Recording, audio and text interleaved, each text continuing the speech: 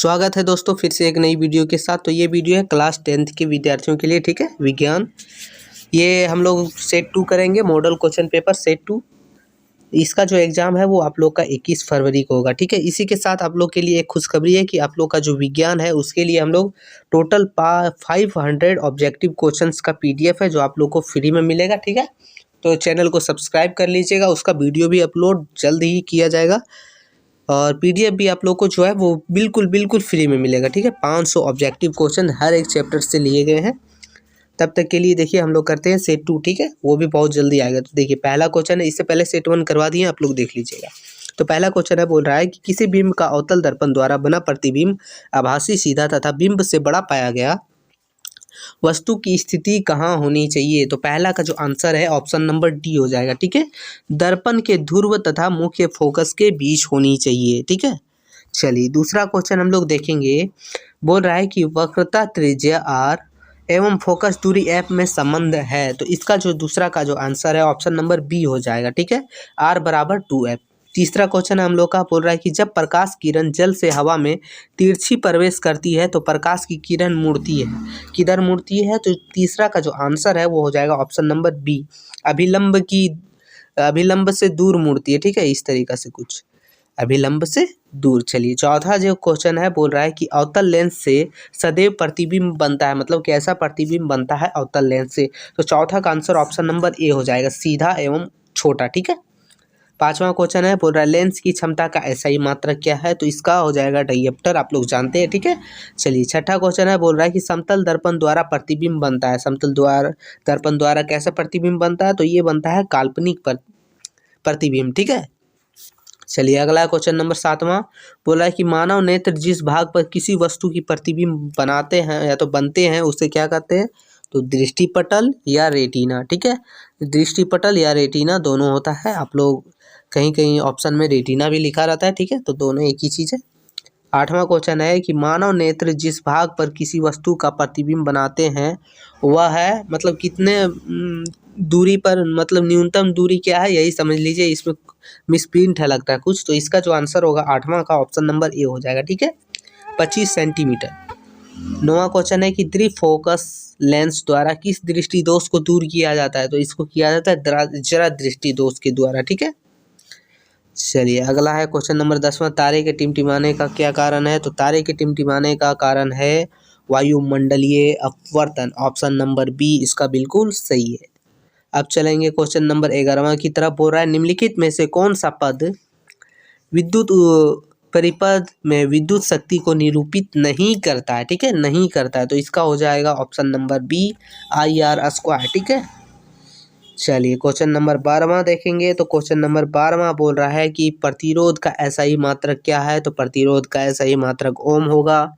Question number 13 देखते हैं। बोल रहा है कि विद्युत चुम्बकीय प्रेरण की परिघटना इसमें से कौन है, ठीक है। 4 ऑप्शन दिया है तो आप लोग का जो आंसर होगा ऑप्शन नंबर सी होगा, कुंडली तथा चुम्बक के बीच अपेक्षित गति के कारण कुंडली में प्रेरित विद्युत धारा उत्पन्न करना। क्वेश्चन नंबर 14 देखते हैं। बोल रहा है कि गर्म जल प्राप्त करने के लिए सौर जलतापक का उपयोग किस दिन नहीं कर सकते हैं। तो सौर जलतापक का उपयोग हम लोग तभी कर पाते हैं जब सूर्य का प्रकाश हमें मिलता है। तो बादल वाले दिन नहीं उपयोग कर पाएंगे क्योंकि बादल रहेगा। तो इसका आंसर ऑप्शन नंबर बी हो जाएगा। 15 नंबर क्वेश्चन बोल रहा है कि रासायनिक अभिक्रिया में भाग लेने वाले पदार्थों को क्या कहते हैं। तो उसे कहते हैं अभिकारक, ऑप्शन नंबर ए बिल्कुल सही है। अब चलेंगे क्वेश्चन नंबर 16 की तरफ। बोल रहा है कि श्वसन किस प्रकार की रासायनिक अभिक्रिया है। तो श्वसन जो है वो ऊष्माक्षेपी अभिक्रिया है। चलिए देखते हैं क्वेश्चन नंबर 17। बोल रहा है ZN+CO में किसका उपयोग हो रहा है। उपयोग की जगह उपचयन होगा, ठीक है। किसका उपचयन हो रहा है। तो इसका जो 17 का आंसर है जो हो जाएगा ऑप्शन नंबर 17 का ऑप्शन नंबर सी बी हो जाएगा, ठीक है, सी। चलिए 18 नंबर क्वेश्चन, सिल्वर क्लोराइड का रंग होता है। तो सिल्वर क्लोराइड का रंग होता है सफ़ेद होता है। 19 नंबर क्वेश्चन देखते हैं। बोल रहा है कि निम्न में से कौन सा कथन सही नहीं है। तो ये देखिए आप लोग का जो है NaOH लाल लिटमस पत्र में नीला कर देता है, ये सही है। HCl नीले लिटमस पत्र को लाल कर देता है, ये भी सही है। अगला है C6H12 O6 ग्लूकोज, ठीक है, लाल लिटमस पत्र को नीला कर देता है। ये जो है वो गलत है, मतलब हम लोग का जो आंसर हो जाएगा ऑप्शन नंबर सी बिल्कुल सही आंसर है। अगला है 20वां, बोल रहा है निम्न में से किस पदार्थ का पीएच मान 7 से अधिक होता है? तो रक्त का ऑप्शन नंबर 1 बिल्कुल सही है, ऑप्शन नंबर ए। 21 नंबर क्वेश्चन बोल रहा है अधातु के ऑक्साइड की प्रकृति होती है। तो अधातु का जो प्रकृति होता है वो अम्लीय होता है और धातु का होता है क्षारीय। तो इसका जो आंसर के अनुसार ऑप्शन नंबर 1 बिल्कुल, ऑप्शन नंबर ए बिल्कुल सही है, ठीक है। अगला देखेंगे क्वेश्चन नंबर 22वां। क्वेश्चन नंबर 22वां बोल रहा है कि लैक्टिक अम्ल की प्राकृतिक स्रोत है, मतलब लैक्टिक अम्ल इसमें से किस में पाया जाता है? तो दही और दूध, ठीक है, दोनों में पाया जाता है। अगर आप लोग को ऑप्शन में दही की जगह दूध भी रहे तो वो भी आप लोग का जो है वो सही ही होगा, ठीक है, मतलब इसका आंसर है ऑप्शन नंबर सी दही। अगला क्वेश्चन नंबर 23 देखेंगे, बोल रहा है निम्न में से कौन सा द्रव अवस्था में पाया जाता है? तो द्रव अवस्था में ब्रोमीन भी पाया जाता है और मरकरी में, अधातु और धातु दोनों। इसमें अधातु और धातु का मतलब बारे में नहीं बोला है, डायरेक्ट पूछा है कि द्रव अवस्था में पाया जाता है, तो दोनों पाया जाता है। ऑप्शन नंबर इसका सी आंसर सही हो जाएगा, दोनों। अगला क्वेश्चन नंबर 24 बोल रहा है इनमें से कौन सबसे कम क्रियाशील धातु है? सबसे कम क्रियाशील धातु हो जाएगा सोना, ऑप्शन नंबर सी Au, ठीक है। चलिए क्वेश्चन नंबर 25 देखते हैं, एक्वा रेजिया में पाया जाता है। तो एक्वा रेजिया में जो है इसका आंसर हो जाएगा ऑप्शन नंबर सी, ठीक है, 25वां का। सांद्र HCl पाया जाता है और सांद्र HNO3, मतलब दोनों, ठीक है। अगला है ब्यूटेन चतुर कार्बन यौगिक है जिसका पर्यात्मक समूह है। तो इसका जो हो जाएगा 26वां का answer option number C ketone. अगला क्वेश्चन नंबर 27 देखेंगे, बोल रहा है निम्न में से किस तत्व के बाहरी कक्ष में एक इलेक्ट्रॉन उपस्थित है? तो ये है सोडियम। जैसे देखिए इसका है 11 है ना, तो 2 8 1, तो देखिए इसका बाहरी में 1 है, ठीक है, यही हो जाएगा सोडियम हम लोग का राइट आंसर हो जाएगा 27 का। 28 देखते हैं कि सौपोषी पोषण के लिए आवश्यक है। तो CO2 तथा H2O, क्लोरोफिल, सूर्य का प्रकाश, इसका ऑप्शन नंबर डी हो जाएगा, सब जरूरी है, ठीक है, उपरोक्त सभी। अगला क्वेश्चन नंबर 29 बोल रहा है वीर्य की रचनात्मक और क्रियात्मक इकाई क्या है? तो ये है नेफ्रॉन, ऑप्शन नंबर ए। 30वां क्वेश्चन है कि मानव के हृदय में कितने कोष्ठक होते हैं?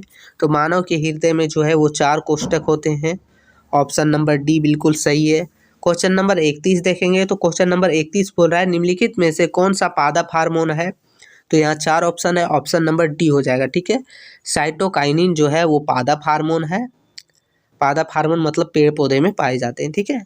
32 नंबर क्वेश्चन है कि शरीर का मुख्य समन्वय केंद्र है, ठीक है, तो ये मतलब कंट्रोल जो करता है वो है मस्तिष्क, ऑप्शन नंबर 1 हो जाएगा। क्वेश्चन नंबर 33 अलैंगिक जनन मुकुलन द्वारा होता है, किस में होता है? तो ईस्ट में होता है, ऑप्शन नंबर बी बिल्कुल सही हो जाएगा। अगला है क्वेश्चन नंबर 34, बोल रहा है परिपक्व हो जाने पर अंडाशय विकसित हो जाता है, तो क्या बन जाता है? फल बन जाता है, option number D. 35 number question बोल रहा है कि समजात अंग का उदाहरण है। तो देखिए हमारा हाथ, कुत्ते का अग्रपाद, हमारा दांत तथा दांती का दांत, आलू एवं घास के ऊपरी भूअस्त्री, ठीक है, तो इसका जो आंसर है ना ऑप्शन डी हो जाएगा, मतलब सब है, ठीक है, तीनों। अगला देखते हैं हम लोग, क्वेश्चन नंबर 36 बोल रहा है कि निम्नलिखित में से किसे आनुवांशिकी का पिता कहा जाता है? तो ये हो जाएगा option number B Gregor John Mendel, ठीक है। अगला है क्वेश्चन नंबर 37, निम्न में से कौन आहार श्रृंखला का निर्माण करता है? तो ये हो जाएगा ऑप्शन नंबर बी। देखिए घास, बकरी, मानव, देखिए घास को बकरी खाता है, बकरी को मानव, ठीक है। अगला है क्वेश्चन नंबर 38 बोल रहा है निम्नलिखित में से कौन उत्पादक है? उत्पादक क्या है? तो ये है घास, घास है उत्पादक।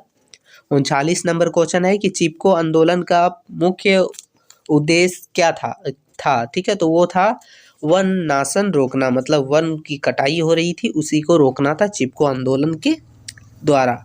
अगला क्वेश्चन और लास्टवां क्वेश्चन है कि खादीन पाए जाते हैं, तो खादीन कहाँ पाए जाते हैं? तो इसका आंसर हो जाएगा राजस्थान में, ऑप्शन नंबर ए। तो यही हम लोग सेट 2 का टोटल 40 क्वेश्चन था जो हम लोग किए, ठीक है। सेट 3 का भी किया जाएगा, पूरे सेट का कंप्लीट किया जाएगा। तो वीडियो अच्छा लगा हो तो अपने दोस्तों के पास शेयर कर दे और लाइक करना ना भूले। फिर मिलते हैं आगे की वीडियो में, तब तक के लिए जय हिंद जय भारत।